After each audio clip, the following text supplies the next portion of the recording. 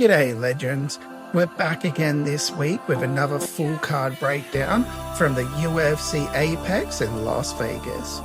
Me and my husky will be running you through every fight on the card, giving our predictions, how each fighter can win, and our final pick for each matchup. Let's get into it. In the main event, we have Josh Emmett versus Kevin Vallejos. This is a classic matchup between experience and youth. Josh has faced elite competition for years and brings serious knockout power, while Kevin is one of the UFC's rising featherweight prospects with strong momentum. Josh is patient and methodical, waiting for the right counter opportunities to land his heavy shots and test Kevin's chin. Kevin, on the other hand, is fast, relentless, and loves to push the pace, mixing striking at angles, constantly testing and timing, landing bursts of punches and kicks, and looking for openings to break through his opponent's defense. If you're enjoying the picks and want to see us run through the entire card, make sure to smash the like button and subscribe. Let's keep this accuracy streak rolling. Stay sharp, stay loud, and remember, always stay husky.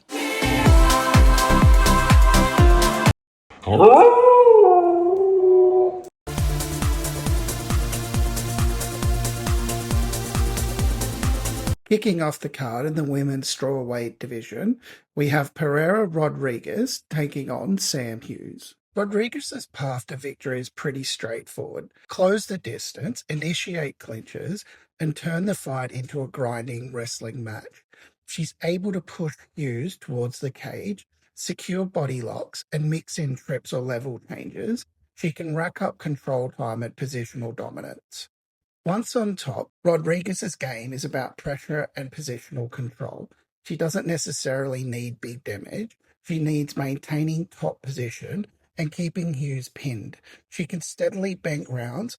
Sam wins by keeping the fight standing and forcing a high-paced striking fight. Hughes's best route is to avoid prolonged grappling exchanges and instead make this fight fought at range and at tempo. If she can stay active with combinations, keep moving, and make Rodriguez work to close the distance, the momentum can shift in her favour. Hughes thrives when the fights become scrappy and chaotic, especially if opponents start to slow down from constant pressure attempts. If Rodriguez struggles to secure takedowns consistently, Hughes can begin to outwork her on the feet and take over rounds with volume. This fight likely comes down to who dictates where the fight takes place.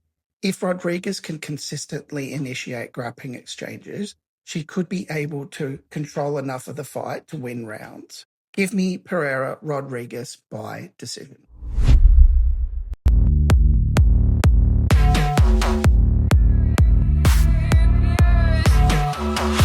In the bantamweight division, we have Luan Lacerda versus Hecher Sousa. Luan wins the fight by turning it into a grappling-heavy fight early. His path is wanting to close that distance quickly and force the clinch exchanges. He'll be able to look to bring the fight to the mat where he can start working for positional control and submissions. If he's able to constantly get the fight to the ground, he can slow the pace and force Sousa to spend long periods defending. If Luan establishes top position, the fight becomes about control and submission threats. That's where he can start creating openings for a finish or simply dominating rounds through grappling. Hecher wants to keep the fight standing and work every grappling attempt. If Sousa can defend the takedowns and maintain distance, the fight shifts into a striking battle where he can dictate the pace. By staying active and forcing Lacerda to constantly shoot for takedowns, Sousa can make the fight incredibly difficult for him as the rounds progress. If Sousa keeps the fight upright, he can start landing the cleaner shots and build momentum as Lacerda entries become more predictable. Over time, that pressure and striking advantage can allow Sousa to take control of the fight. If Sousa can keep the fight standing for most of the bout, the momentum should swing in his favour. Give me Hecher Sousa by decision.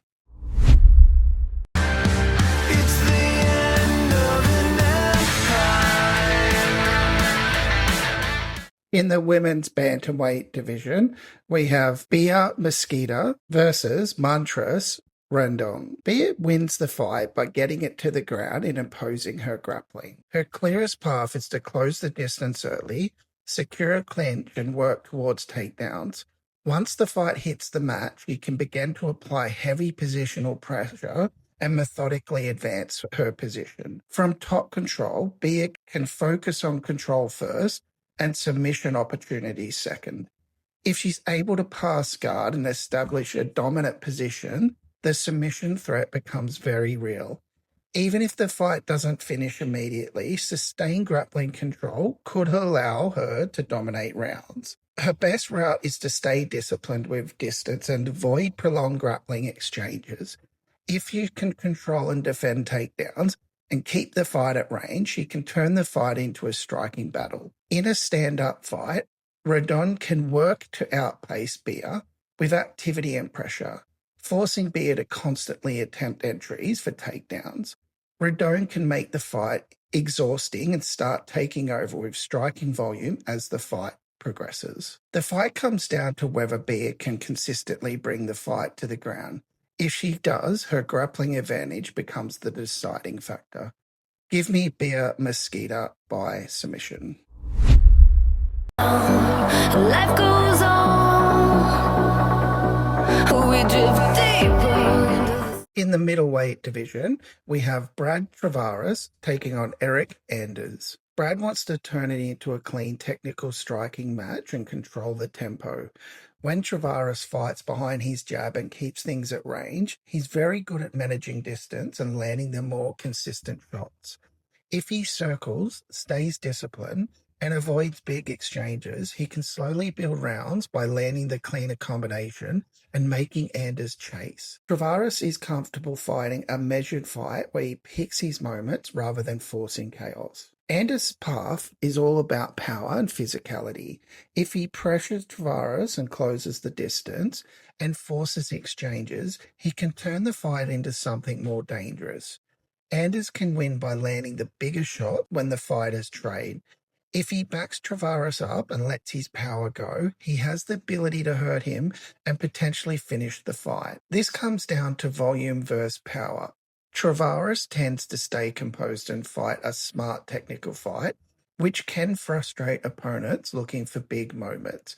If he avoids the big shot and keeps the fight at range, he should be able to edge the rounds. Give me Brad Tavares by decision. My plate, yeah, go away. I got thorns in the roses on my plate, yeah, no way. I got thorns in the... In the lightweight division, we have Bolaji Oki taking on Manoel Sosa. Oki wins the fight if he turns it into a high-pressure fight and forces constant exchanges. When he's moving forward, throw combinations, and keep opponents reacting, he can overwhelm them. If he mixes forward pressure and clinch work or takedown attempts, he can break Sosa's rhythm and make the fight scrappy. Sosa's clearest path is catching Oki during those aggressive entries. When Oki pushes forward, he can sometimes leave openings, and that's when Sosa's power becomes dangerous.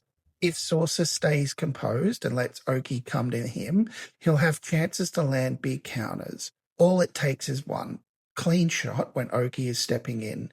If Sousa times him correctly, he can shut the lights out quickly. If the fight plays out with Oki charging forward and Sousa staying patient, it's very possible Sousa lands a cleaner, heavier shot. Give me Manoel Sosa by knockout. Stay slanderous, vacate Nazareth. I just came back, nigga, thanks Saint Lazarus. God flow. In the bantamweight division, we have Elijah Smith taking on Su Young Yu. Elijah needs to set the pace early and force a striking battle. Smith's path is to establish control and distance and dictate the tempo from the start, and he can stay composed on the feet and keep the fight in open space.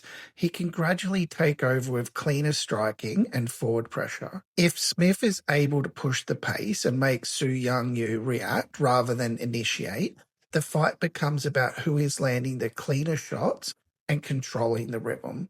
Over 3 rounds, that kind of control can lead Smith consistently winning the exchanges. Su Young Yu wins by turning the fight into a grappling heavy contest. If you can close the distance and initiate clinches or takedown attempts, the dynamic of the fight changes quickly. By forcing Smith to defend and work off his back or along the cage, he can start building control time and slowing the fight down. Once the fight hits the mat, the focus becomes position and control.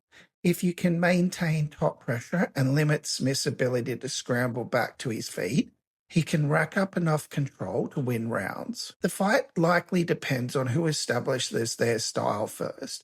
If it becomes a striking fight, Smith has the cleaner path. If it becomes a grappling heavy fight, Hughes' chances increase significantly. Give me a larger Smith by decision.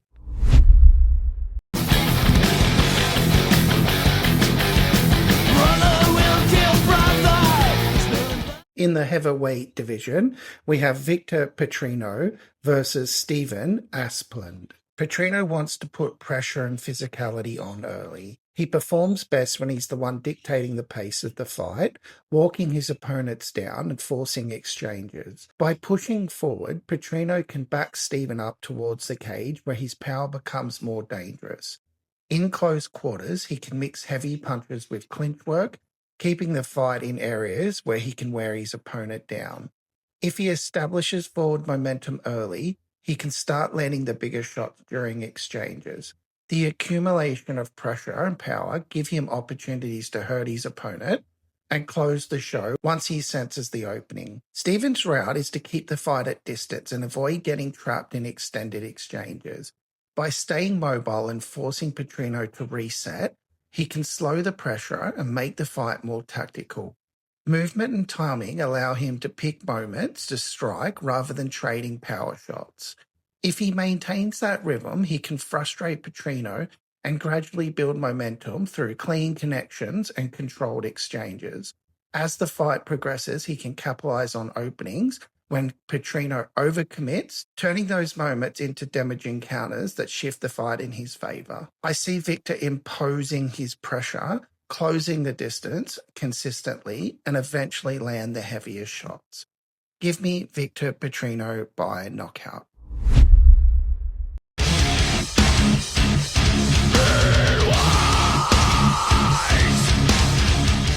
In the featherweight division, we have Chris Curtis taking on Myktybek Orolbai. Chris wants to keep it a clean striking battle and control the pace on the feet. He'll want to stay composed and manage difference and make Orolbai fight at striking range. If he can stop the forward pressure and keep the fight in open space, he can begin to take over with sharp counters and efficient striking. Curtis is most effective when opponents give him opportunities to counter. If Orolbai rushes forward, looking to initiate grappling exchanges, Curtis can capitalize on those entries with well-timed punches and make the fight incredibly dangerous every time Orolbai closes the distance. Orolbai will want to force constant grappling exchanges and make it a physical fight. His clearest path is to pressure forward, close the distance, initiate clinches or takedowns. If he can consistently bring the fight into grappling situations, he can slow the striking exchanges and make Curtis spend long stretches defending. Once he establishes control in the clinch or on the ground, Orolbai can begin building momentum through pressure. If he's able to maintain that style over 3 rounds, he can take control of the fight through physicality and positional dominance. If Orolbai can continually bring the fighting into grappling exchanges, if the fight stays standing, Curtis becomes very dangerous. However, Orolbai is able to impose his pressure in wrestling, the dynamic shift in his favor. Give me Myktybek Orolbai by decision.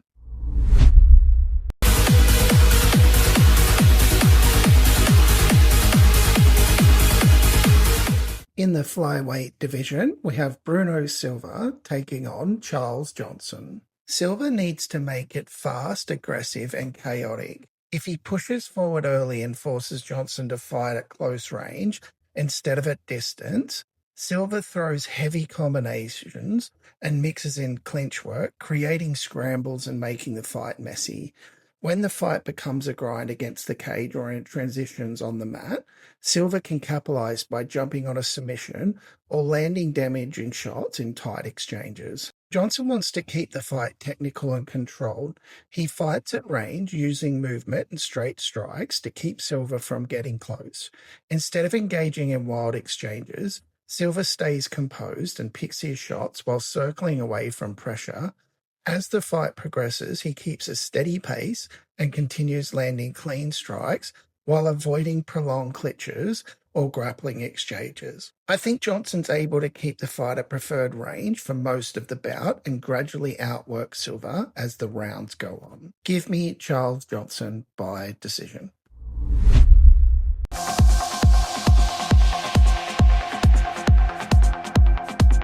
In the light heavyweight division, we have Oumar Sy taking on Ion Cutelaba. Oumar wants to control range and dictate where the fight takes place.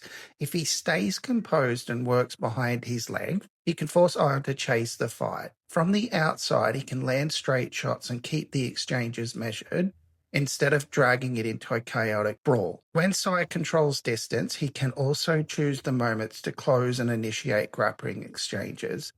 Once the fight hits the mat, he can focus on positional control and advancing through dominant positions. From there, he can hunt for submissions or control the fight long enough to create a clear path to the finish. Ion wants to turn the fight into a fast, aggressive battle early. He performs best when he storms forward, forces exchanges, and overwhelms opponents with intensity. By pushing the pace immediately, he can prevent Sy from settling into controlled technical rhythm. If Ion closes the distance quickly, he can mix powerful strikes with clinch pressure to keep the fight chaotic. In those moments, he looks to land damaging shots during the exchanges and capitalize when opponents are forced to react to his aggression. His win condition comes from overwhelming pressure and finding a finish sequence during the early exchanges. I see Sy staying composed through the early aggression, taking control of the grappling exchanges, and dictating where the fight plays out. Give me Oumar Sy by submission. Exhibit C! When I was sleeping on the train, sleeping on Mesero Lab out in the rain. In the featherweight division, we have Marwan Rahiki versus Henry Hardwick. Rahiki's path to victory is through striking exchanges and controlling the tempo on the feet. If he stays composed and fight into his preferred range, he can start landing the cleaner shots during open exchanges. By keeping the fight upright and forcing striking battles, he can build momentum as the round progresses. If Rahiki establishes his rhythm early, he can begin landing the more damaging shots during combinations and counters. As the fight unfolds, those moments can accumulate and create the opportunity to hurt Hardwick and potentially secure a finish during the exchanges. Henry's best route is to mix up the fight and avoid getting drawn into a pure striking match where Rahiki can settle into rhythm. By applying pressure and forcing Rahiki to react, he can disrupt the tempo of the fight and create scrambles or clinch situations. If Hardwick manages to break up the striking exchanges and keep Rahiki from fighting comfortably at range, he can start creating moments where he lands his own offense and controls positions, or controls portions of the fight through pressure and activity. Look for Marwan to control the striking exchanges and land the cleaner shots throughout the fight. Give me Marwan Rahiki by knockout.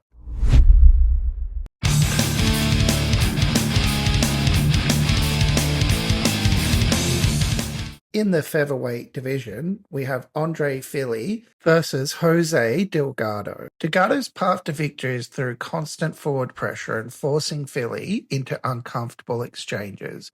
He'll want to push the fight and stay aggressive, and he can disrupt Fili's rhythm and prevent him from settling into clean striking game. If Delgado keeps Fili on the back foot, he can create opportunities to land heavier shots and capitalize on openings during exchanges.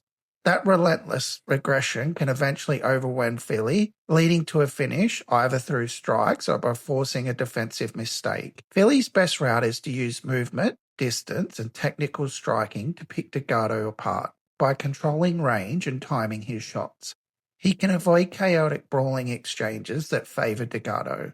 Fili can build momentum through clean counters and combinations, but he needs to stay composed to avoid getting trapped into pressure situations. I see Jose Delgado pressuring Fili, forcing the exchanges and capitalizing on openings with aggression.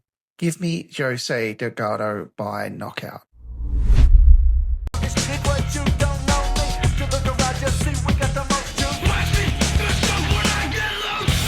And in the co-main event of the evening, in the women's strawweight division, we have Amanda Lemos taking on Gillian Robinson. For Robinson to win, she'll want to do that through her grappling and controlling the fight on the ground. By avoiding Lemos's power exchanges and closing the distance at the right moments, she can force a clinch or takedown and bring the fight into her comfort zone. Once on the mat, Robinson can control position and hunt for submissions during transitions by applying pressure and capitalizing any defensive mistakes from Lemos, or dominate enough to control the fight until she finds an opening. Lemos's best route is to keep the fight standing and use her power and striking to pressure Robinson. By landing clean combinations and heavy shots, she can attempt to overwhelm Robinson before being taken down. However, she has to be careful not to overcommit, as Robinson can capitalize on any aggressive mistakes to secure takedowns and submissions. I see Robinson avoiding Lemos's power, taking the fight to the ground and working for a submission. Give me Gillian Robinson by submission.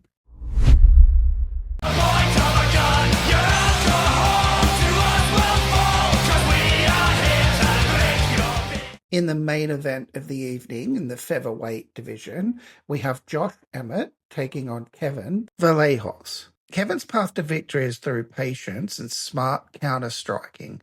By letting Josh overcommit in exchanges, he can capitalize with precise shots and control the momentum of the fight. He can also mix in clinch work or short takedowns if needed to disrupt Emmett's rhythm. Once Kevin identifies openings, he can land damaging strikes during the exchanges and force defensive mistakes from Emmett.